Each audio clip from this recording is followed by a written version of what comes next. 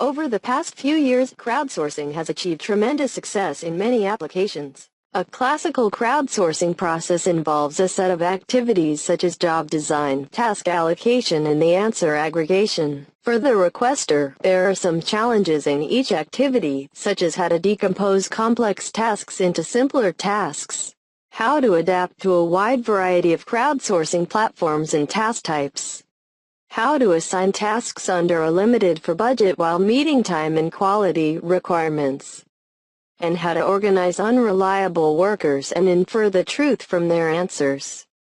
For more effective crowdsourcing, we present Service4Crowd, a highly flexible and extensible process management platform for crowdsourcing. For the diversity of platforms and algorithms, we decompose the system into microservices and atomic services.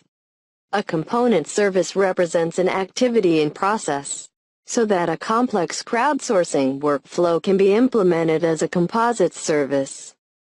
Services are the core of the system. We divide the service into three categories: web, algorithm, and processor.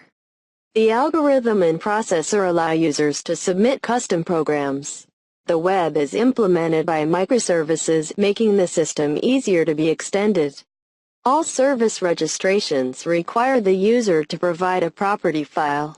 All user-submitted algorithms will be connected to the open-source machine learning management platform called MLflow, which is convenient for users to compare algorithms and adjust parameters. Other web-type services run in the container and can be viewed through the Marathon management platform. Once we have registered and deployed a range of services, we can design the process, and here we implement a task scheduling framework with a limited budget. This is a 149 class dog image classification task. The requester sets the total budget at the initial time. The quality estimation algorithm determines which tasks need to be iteratively issued according to the currently received answer. The goal is to maximize the quality of the aggregated answers. Next, we will enter the process design interface. The primitive tree on the left includes basic elements and microservices. The basic elements include gateways, connecting lines, and so on. The Service Data Core microservice is responsible for interacting with the metabase. Each service has input and output parameters, and the user first needs to select an atomic service under the microservice, such as loading task metadata. The output parameter represents the output of the atomic service.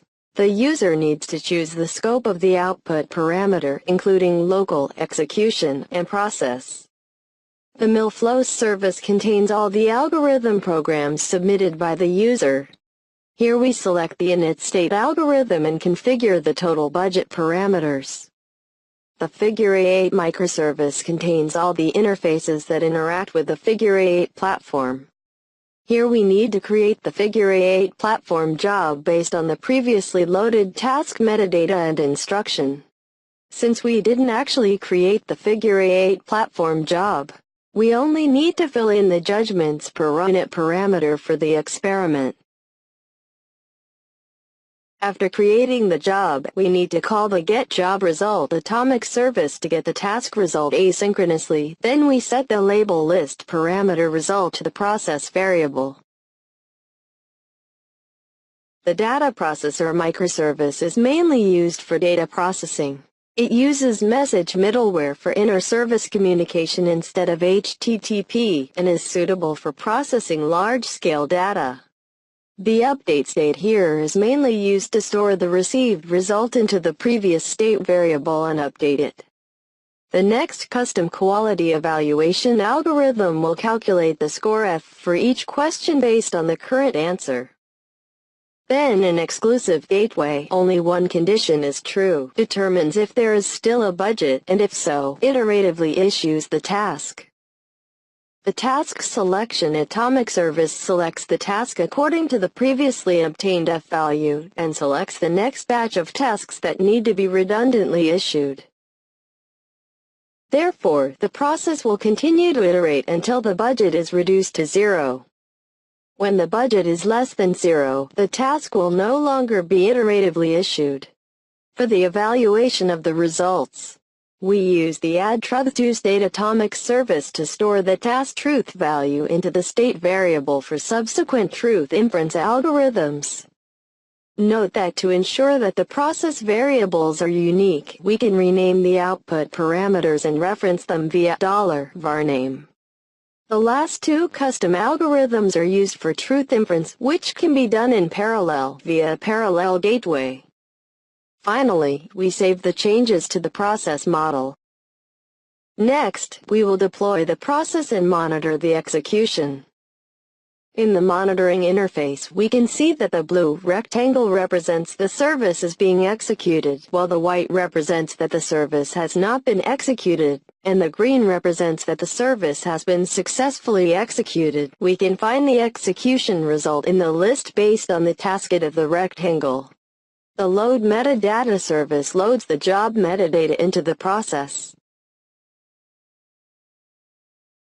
The load task UI service loads our pre-designed job instruction interface.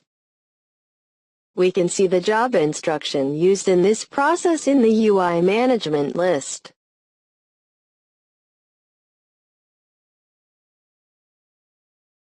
Going back to the monitoring interface, we can see that the init state and create job services have been completed. The init state is a user-defined algorithm whose results include the user's set budget and other information used by subsequent services. The result of the create job service contains the job information returned by the Figure 8 platform. Here is just the simulation. The getJobResult service results contain the set of answers returned by the workers on the Figure 8 platform and some statistics. Here we simulate with the real results obtained from Figure 8 previously.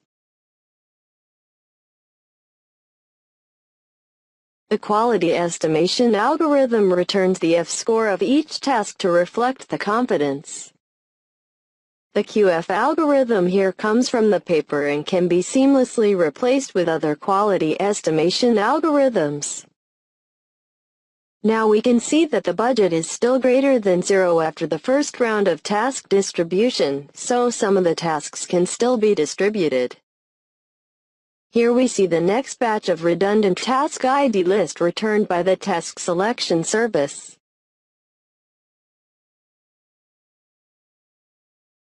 We can see that the second round of tasks has been iteratively issued and the quality estimation algorithm is running. A total of 492 answers were obtained in this iteration.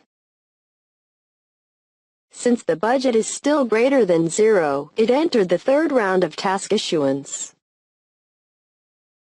Okay, after a while, the third iteration received 56 responses.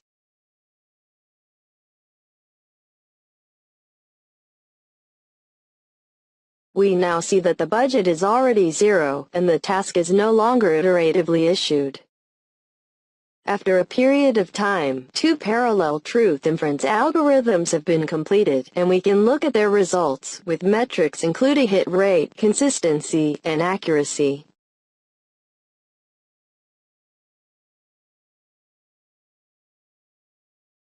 In addition, we can view the algorithm results through the MLflow platform.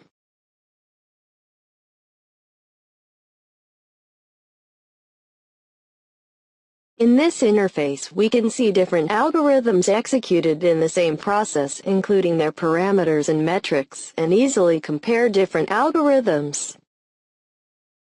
We can also look at the algorithm execution results of another process which uses different quality estimation algorithms. In the future, we have identified some more useful directions. First, we have tried iterative and parallel workflows, but we have not yet explored some complex workflows for open-ended tasks. Second, for a variety of crowdsourcing task types, we only wrote a static task instruction interface, hoping to provide a complete task design service in the future. Third, we believe that crowdsourcing and AI can be well integrated. We will explore how crowd intelligence can provide more effective feedback for AI, and how AI can better guide the crowdsourcing process. Finally, we will open source the code and apply for an accessible address. If you want more information, please follow our GitHub. If you have any questions, please feel free to email us and look forward to hearing from you. Thank you for watching.